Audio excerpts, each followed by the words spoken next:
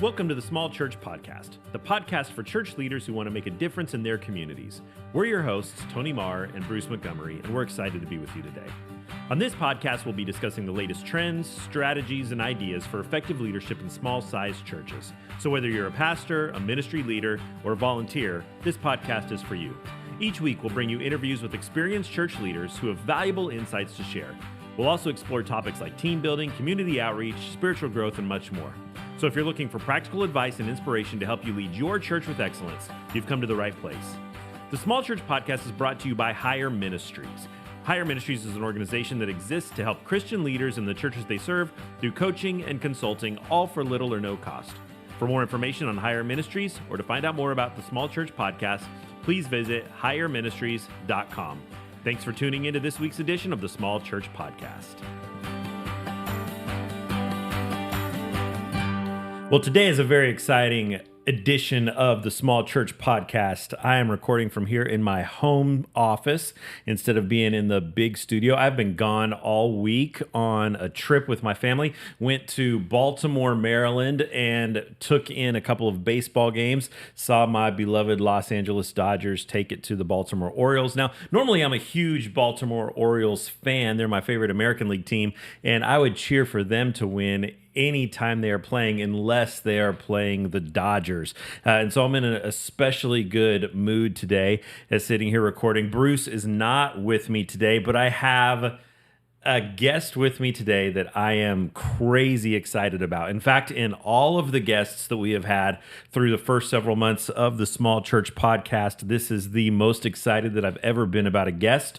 This is the best guest that we have ever had on the podcast. And so if you are listening in for the first time, you are in for a treat. If this is your fourth, fifth, or 12th time listening to the podcast, if you're a regular subscriber to the podcast, you are in for a very special treat today. In fact, let me back up and say that if you are not a subscriber to the Small Church Podcast, you want to go ahead and do that right now. Whether you're listening on Spotify, on Apple Podcasts, Amazon Podcasts, Amazon Music, iHeartRadio, wherever you're listening, go ahead and subscribe to the Small Church Podcast so that you can be sure that you get every episode when it drops on Tuesday mornings or whenever you feel like listening.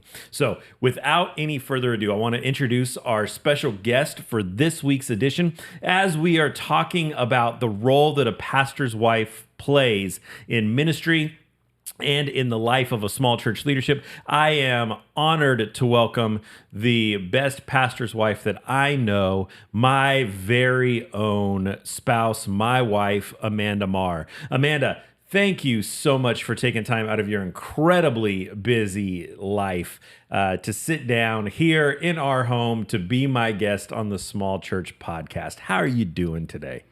I am very happy to be here with you today, but I think that you've probably set everyone up to have way too high of an expectation of me. Not in any way. Yeah. In fact, I would say of all of our listeners that we have, myself included, you probably have the most experience with podcasts as you are an avid podcast listener. I am an avid podcast listener. I enjoy having it on while I'm driving in the car. What are some of your favorite podcasts, other than, of course, the Small Church Podcast? What are some of your favorite podcasts that you love to listen to? I do listen to the Small Church Podcast, but I also love the Rise Together podcast. It actually has ended now. It went back and started from the very beginning, and I still have about 2 years left to go, but that's probably my favorite. So what is it that you enjoy about podcasts? I love listening to other people's techniques on just bettering yourself, becoming a better version of yourself, and how to be better for the world around you.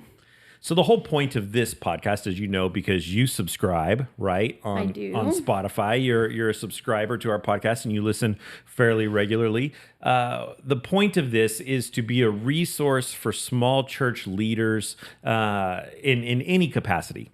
And one of the most important roles in small church leadership that so often gets misunderstood and overlooked is the role of a pastor's wife. I won't even say that. I would say a pastor's spouse, because there could be the role that the pastor, the minister, the leader in the church is a woman, and so then her husband takes on that role of a pastor's spouse. So maybe for the sake of going forward, we won't even say pastor's wife. We'll say the pastor's spouse. You have been a pastor's spouse. You've been a leader in small churches in various capacities, and it's a very unique role. You've been by my side in working in small churches as well as large churches. But most recently, we spent almost 3 years together in a role in a small church, where I served as the interim minister through a great time of transition for this church, and you served by my side in that role, and many times me by your side, with you having to be in that position. So why don't you take just a minute and, for our listeners, kind of explain and talk about what that role is as a pastor, as a church leader's spouse. I think some of the things that people overlook when they think through the responsibility of being a pastor's spouse is just the weight that you carry for your spouse emotionally. I think it can be so taxing on a pastor to carry the weight of a church and their faith journey. And I think that it really is an emotional stressor, I guess would be a good way to put it. Just watching your spouse carry the weight and the burden of that, and the pressure in trying to just give a message every week that's going to be challenging and really grow people in their faith, and know that people are going to come back and not always agree with what your spouse is teaching, and there's going to be feedback that is not always going to be positive. So I think just carrying that emotional role of praying for your spouse and just carrying them emotionally, trying to be an encouraging voice in their ear to overpower any negativity that could come in. I think that's so important. The other thing that I think comes into play is I think that sometimes you can feel an over responsibility to jump into everything that's going on. I do enjoy serving, so sometimes that could be a little bit of a difficulty in creating some boundaries for myself and for our family, just to not jump into every single role. I think that's why there are a body of believers. Just because there's something that is an opportunity doesn't mean that it has to be filled by a pastor and their family. I want to back up a little bit to something that you just said. The emotional weight that a pastor carries on themselves and oftentimes can bring home with them. How much of that do you sense? How much of that are you aware of? And how much of that do you think that is projected onto you as the spouse of a ministry leader? I think you definitely tried not to project that on to your family, but I do think that as we just share everything together and share our feelings at the end of a day, that's definitely stuff that we process through together. And so I do think that a spouse takes that on as a responsibility, whether you intend to or not. I think that it's just a natural thing to feel the weight that your spouse carries. I think it's natural to assume those same responsibilities in your own heart and mind. How do you feel a small church, which is the target audience for our ministry here, how do you feel that a small church, the role of a pastor's spouse in a small church, takes on even more weight? I think that the difficulty in that becomes just, everyone at a deeper level.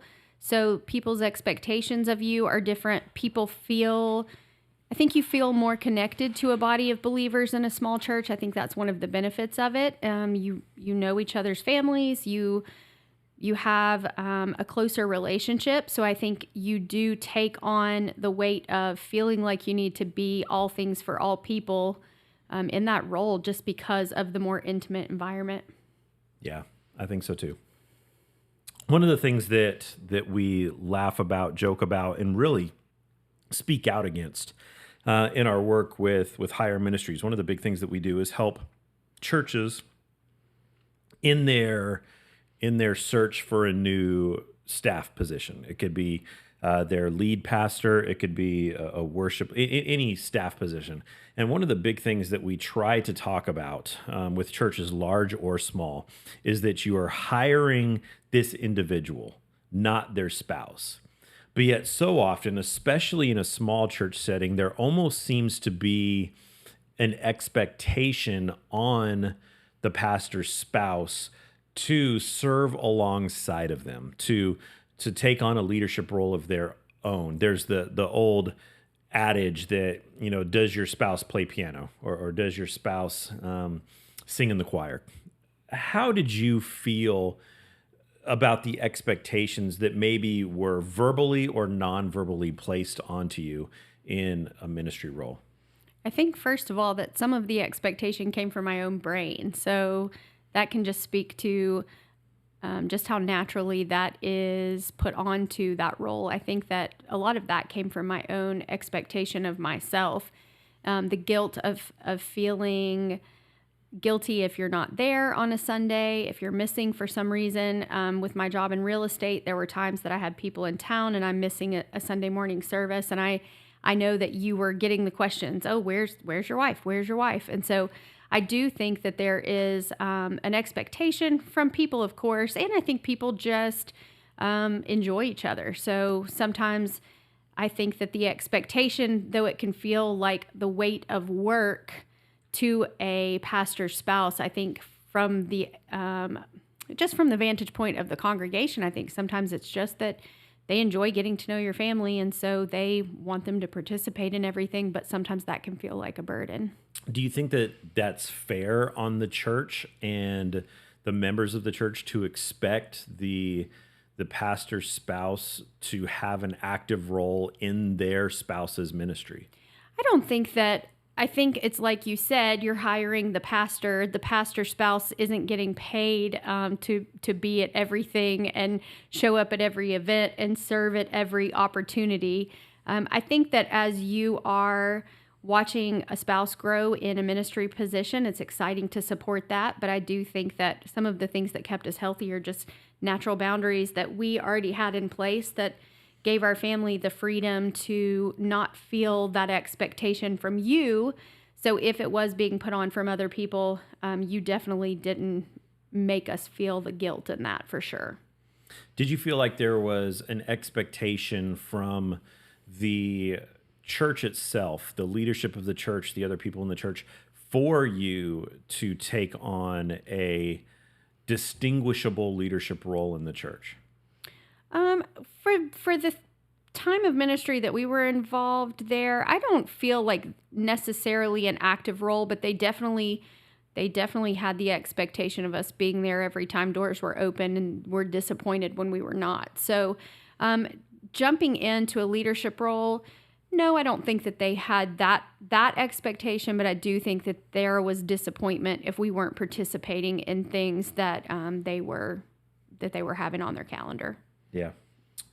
How do you talk for a minute about the role of a mom in ministry? How do you balance the expectations that come, the responsibilities that come with being involved in ministry and also personal life at home? I think that part of the biggest difficulty in the role of having a pastor as a spouse is the feeling two different vantage points for that as well. I think number one, feeling protective over your children. Kids do, they are kids and they make choices that sometimes aren't exactly what we would choose. And I think knowing that there is sometimes judgment in those types of things, I felt protective over our children during certain seasons of life.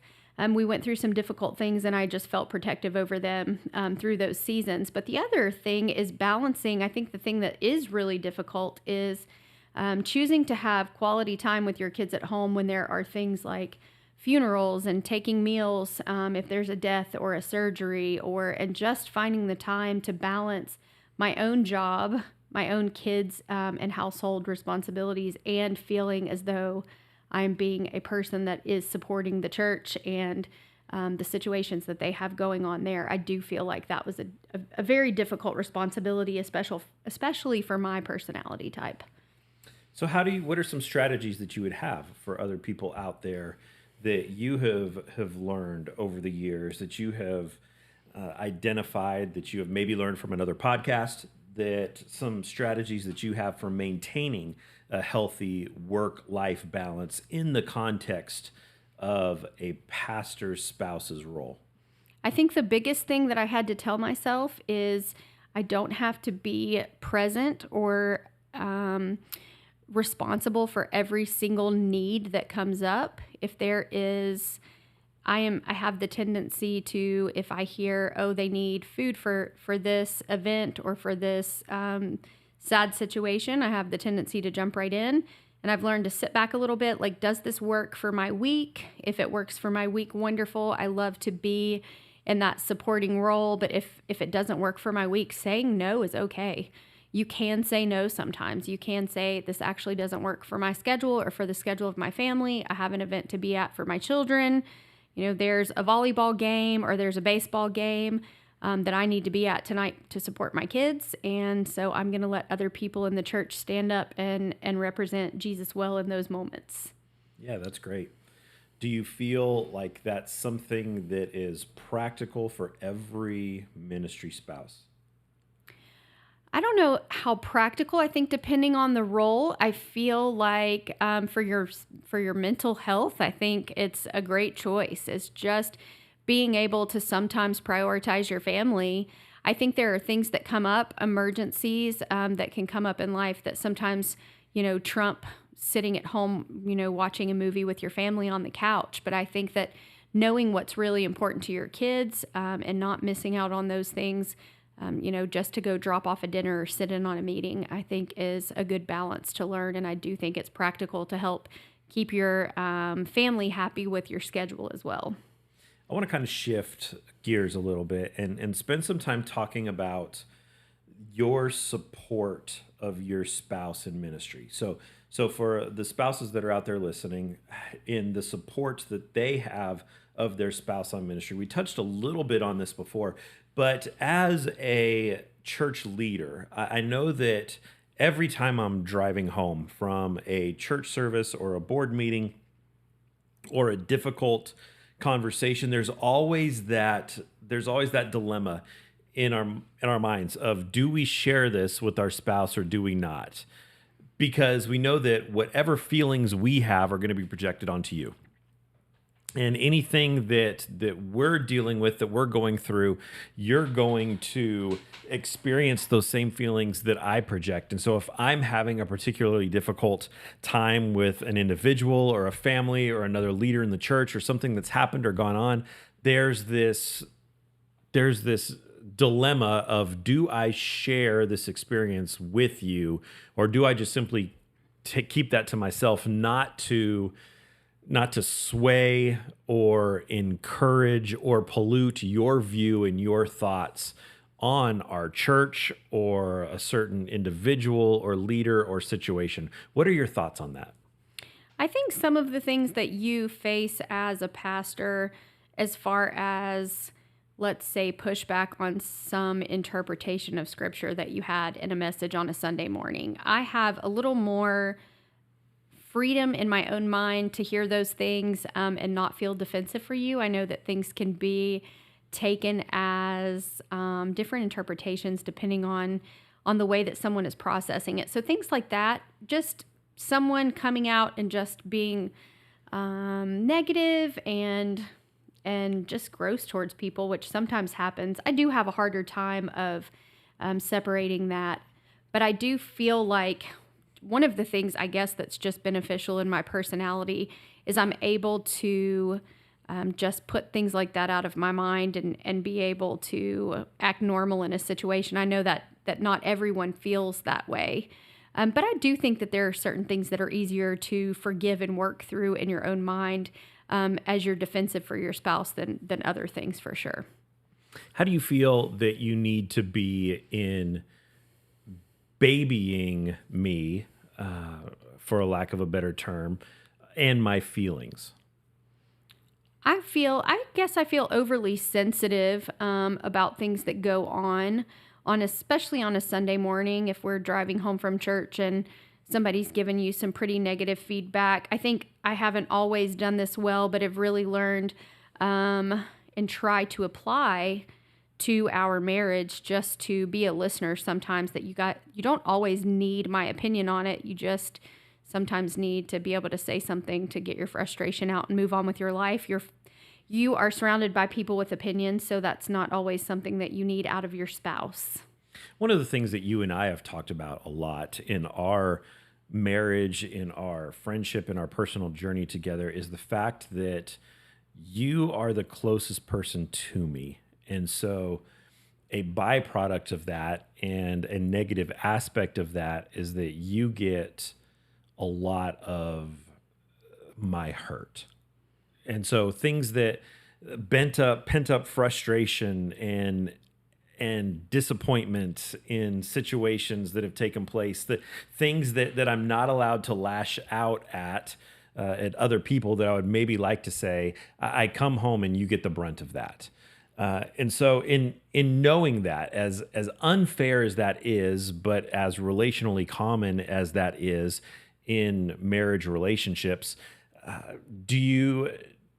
does that give you a little bit more of an understanding of some of the stressors that I'm dealing with, or do you feel like it's just an unfair brunt that you're having to bear?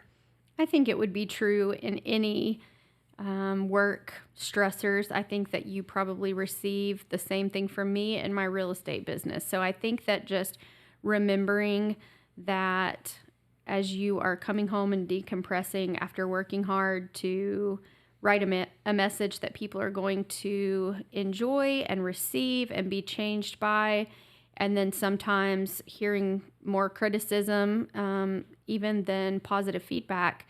I think that it's just knowing that today I need to leave you alone and let you do something that just allows your brain to unplug. I think sometimes we just need to learn to let our spouse unplug, and not everything needs to be talked through. And yeah, I need to have more grace for sure in the bad days that you have with things that concern other people's opinions of you.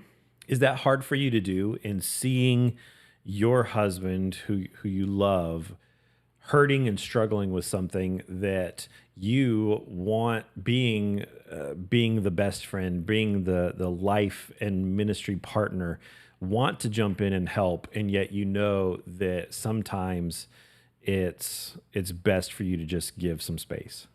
For sure. And I think it's the same giving you space. Also, I think it's the same feeling in just wanting to fight battles for you sometimes. You sometimes just want to pick up the phone and call people and remind them how hard pastors work, and the pressure of being a pastor, especially in a small congregation where everyone feels empowered to just have conversation with you regardless of their opinion or their viewpoint of you. It is hard sometimes not to want to just pick up the phone and fight those battles for you.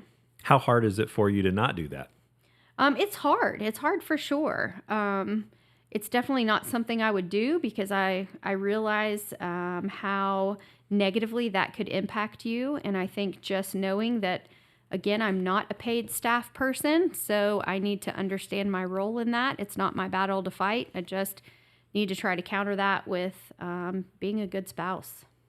I want to throw a curveball at you right now. We sat down before we started recording, and we kind of looked at our outline for this episode and asked if you had any questions about anything we were going through. And this is not on the outline here, but it just came to mind. And so I want to throw a curveball at you. So I apologize for this in advance. We've dealt with before with other people on ministry teams that we've been a part of, this whole thought process behind how responsible is the spouse of a church leader for their, how should I put this, for the way that they portray themselves, their family, and the church. So we've seen before where a spouse of a church staff person has said something in the halls of the church or on social media that has caused problems for the church leader. And the church leader says, I'm not my spouse. I'm not responsible for what they say. But yet, what they say has had a detrimental effect on the church as a whole and on the leader's ability to lead. How responsible do you think that a leader's spouse is for their life, their words, their actions, their interactions outside of the church?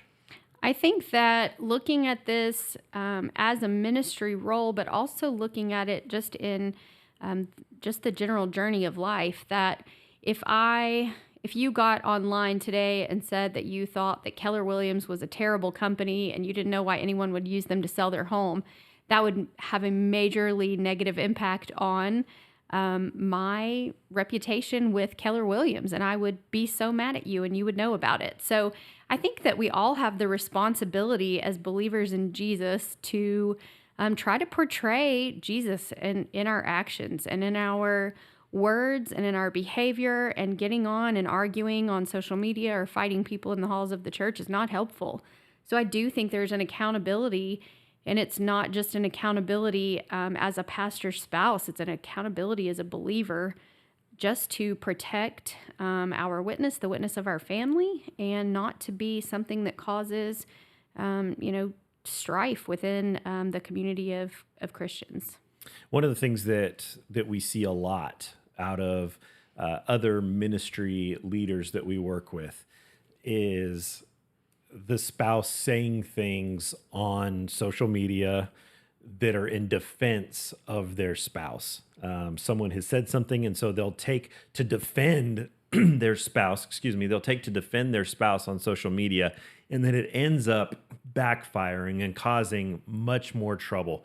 What would your advice be to a ministry spouse who sees comments or hears comments about their husband or their wife and just simply wants to defend the person that they love?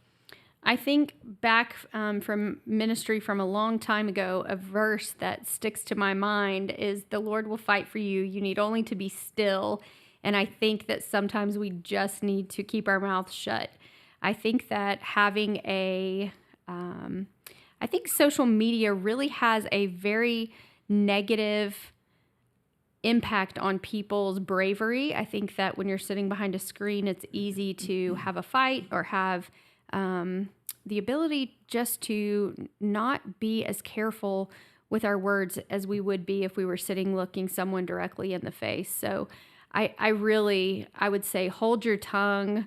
Have someone in your life that you can have a conversation with, that you can vent your feelings, that's a safe space, and get out your frustration, find an activity that gets out some energy, get a workout in, go for a walk, do something that brings you joy and just can shift your mind, because if we just chase every battle around, we're going to be exhausted. You're just going to be mentally exhausted. I think that comes with being in leadership as a whole a lot of times. And how would you feel? It's important. Being a spouse of a ministry leader is often a very lonely place.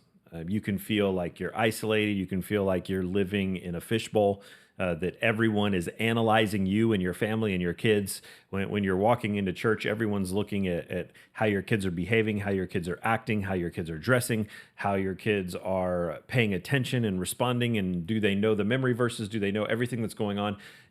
And it can really feel like all eyes are pointed and directed on you and judging you and assessing you.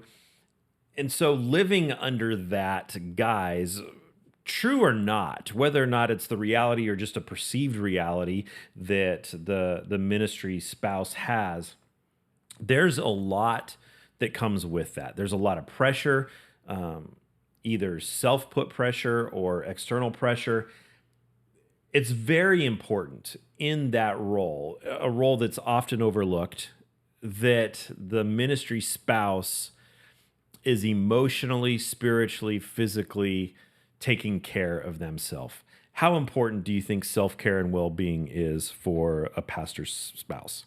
I think it's critical in most areas of life, and especially in areas of life where we do have all of that extra weight of stress and responsibility. I think that just having your mental health be in check, knowing when you need a break, taking those breaks, figuring out the things that I think everyone needs to know, what brings them joy. One of the things that I hear a lot in just growth platforms is having a morning routine and ritual of writing down gratitude and just knowing the things that you're grateful for and what fills your cup and meditating on those things just to keep your mind in a place that's healthy. It can become very easy to just be suffocated by the negativity, especially when there's trouble. We survived going through COVID and all of the different beliefs of everyone throughout the world on what's the responsible thing to do. Should churches meet? Should they not?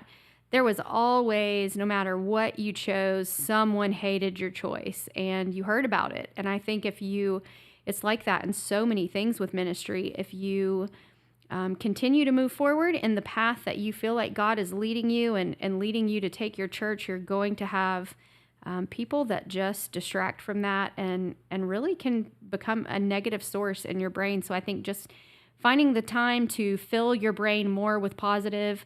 I heard a thing the other day that said this man went and stood in front of a crowd of people, and something like 150,000 people rose to their feet and cheered for them. And when he left the auditorium that day, one guy told him he sucked as he drove down the road, and that was all he could talk about. So one guy overpowered the positive of 150,000 people. So just knowing where your weak spots are for just becoming down and being discouraged and really counteracting that with things that help you to reflect on the good in your life. Will you take a minute, Amanda, and share some of the joys of being a pastor's spouse?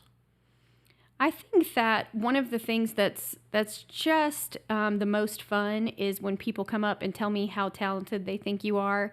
I think that you by far translate the Bible and relay it in a way that brings it to life to people better than anyone I've ever heard. So I have that own feeling in my own heart, and I think when people celebrate that with me after a service or when I hear from them, wow, I've never had that impact me in this way, or that means so much to me. I love watching your gift change people's life. So that is a huge joy in my heart. I love getting to watch people see scripture come alive because of your ability to share it with the world. So I love that. I love coming alongside people. One of the things that I enjoy in life is just jumping in with people to be an encouragement. And whether that's, praying with a family who's going through a hard time, or hugging and sitting with someone who's gone through a loss, or even celebrating the good things that people's families are going through. I just love coming alongside people. And I think that sometimes in this role, people allow you in at a different level than they would if you weren't. I think everyone feels like they know you as a pastor. You're up in front of them every week. You're sharing. You're being vulnerable. And I think people feel like they really know you and connect with you. And I think sometimes that comes with people really feeling connected to the spouse. Even if the spouse doesn't have that same feeling of connectedness, I think it allows an open door for you to be able to really love on people at a deep level. And I really enjoy that. As a spouse, how does it make you feel when I talk about you or our family from the stage? I guess depending on the story, sometimes it's nice for people to know how you feel about your wife and your kids. I think that's a fun thing to hear when you're sharing about your love for your family. Sometimes you're vulnerable and you share about things that are difficult for us. And I think that can be a hard place, but I think that allowing myself to step back and see that this might be beneficial to somebody else really could take something that could be a difficult place in our life and turn it for good. And that's an encouraging thing as well. I want to take just a minute and share some of the things that I think that you have done incredibly well that I think that other ministry spouses can learn from. And beyond the fact that you're just an incredible support to me in my various ministry roles that I've had throughout the course of our marriage, and the flexibility that you have to show in everything, your ability to see the big picture, oftentimes when I can't, your ability to many times bring me back on track when I've maybe lost my focus or lost my way. I can remember one time a year or so ago, maybe a little longer than that, that you and I were it was our date night, and we are very religious about our date night and how important our date night is. And someone had called that it was not someone that we had a deep relationship with, and said that they had a family member who wanted to be baptized, and they wanted me to baptize them. They didn't want to do it on a Sunday morning at church because of some issues that they had, that they needed it to be a private ceremony at the church, and wanted to know if we could do it. And they wanted to do it on our date night, right in the middle of when our date night should be. And so we did this, you and I together. We go, we run in, and I'm trying to tell you, okay, we're just going to be quick. We're going to go in, we're going to do this, we're going to get this done. It's going to be cool. It's going to be quick. And we're going to be off to dinner and a show and spending time together. And what I had thought was going to be 15, 20 minutes ended up turning into 2 hours as we spent time with the family beforehand. We had some technical difficulties with the baptistry not being heated, and it was ice cold, and that turned into a whole spectacle there. And then afterwards, they invited us to stay and have cake and celebrate with them. And the whole time I'm getting frustrated because I know how important our date night is, not only to you, but to me as well. And now we're having this interruption that's taking place of our date night. And we finally, 2 hours later, we leave the church, we get in the car, and we're leaving, and I'm just apologizing over and over. And you looked at me and you said, "Are you kidding? There is nothing that I would have rather done tonight than have been a part of this with you." That someone's eternity was just secured because of this, and that is far more important than any movie than we would have gone to.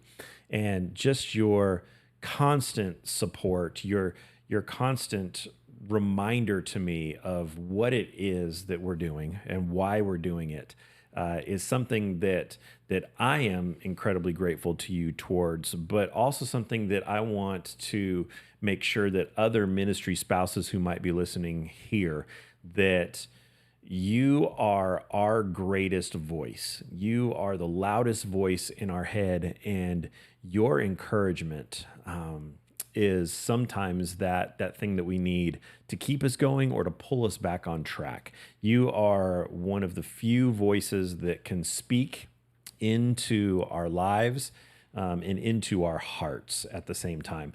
And so keep your spouse on track. Keep your spouse moving forward. Love them, encourage them, but also make sure that they keep their eyes focused where it needs to be focused. Amanda, anything else that you would want to say to pastors' spouses out there that may be listening today? I think just continue to find the good, continue to find the good in your spouse, to find the good in yourself. Look for the good in your kids. Let things go. One of our boys, sometimes the way he dresses when he goes to church, he looks like he's crawled out of bed. I try to pick my battles with things and just remember that we are showing up. We are there. My husband is helping to grow other people. And I just think it's important to just continue to try to keep your mind focused on what really does matter and just let go of the small stuff. There's so much small stuff. Yes, it is. Well, that's all the time that we have for today. I want to thank my very special guest, Amanda, for joining me, sitting down in our home studio to talk about something that I know is very near and dear to her heart. If you're a ministry spouse and you would like to find out more about how Higher Ministries can help you navigate that journey, connecting with other ministry spouses and getting great resources and advice on how to live your best life and be the best support and ministry partner that you can be, visit higherministries.com or find us on Facebook. We want to thank you for listening. Be sure that you subscribe to the Small Church Podcast wherever you listen to your favorite podcasts, and be sure to tune in next week for the latest edition of the Small Church Podcast as we welcome another guest into our studio for a very, very exciting conversation about small church growth, leadership, and opportunities. Have a great rest of your day.